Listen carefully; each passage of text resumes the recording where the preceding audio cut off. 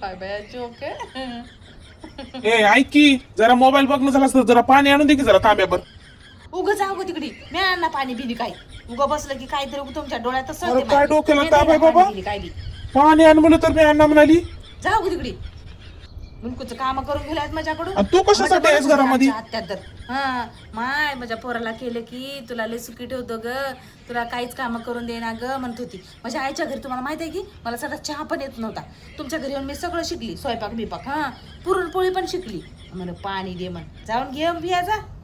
आता तुझ्या बापालाच फोन करतो आता. हा हे मामा हे शिकिला की जाऊन तुला? सांगा जा बाबाला सांगा नाही तर बाबाच्या बाबाला सांगा माझ्या. हा माझ्या बाबा पण माझ्याकडूनच बोलते.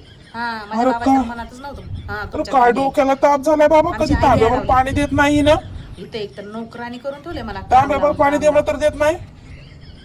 आणि काम करायली मग काय काम करायली की आत्याच काय काम ऐकते की मस्त एक बी काम ऐकणार. घेऊन तांब्याने पाणी ए बाई गबस मी जाऊन पितो गबस. मग जाऊ नक्की. हो, पण ऐका ना अहो माझे ना हे केस ना अहो लय वाकडे वाकडे झाले अहो. हा आता काहीतरी पाहिजे असं म्हणून गोड बोलायली. कळलं मला. 500 रुपये देता का हो? हा घरीच कर सरळ. का नाही होत? तू सरळ माझं अख्खं खानदान सरळ करायला बसलीस तू. आणि केस काय चीज आहे तुला? घरीच कर. अख्खा खानदान सरळ केलाय माझा तू. एक माणूस घरातलं माझ्या मजाक कोणी ऐकना झाले आणि म्हणे केस सरळ करायचे आहेत म्हणून. तोंड सरळ कर पहिलं. मित्र कोण कोण व्हिडिओ बघले आहेत ना कोणी मामाची पोरगी कर नका बघा. अहो पाणी बी देत नाही माहित आहे काय. हा काय बोललात तरी डोक्याला ताप आहे.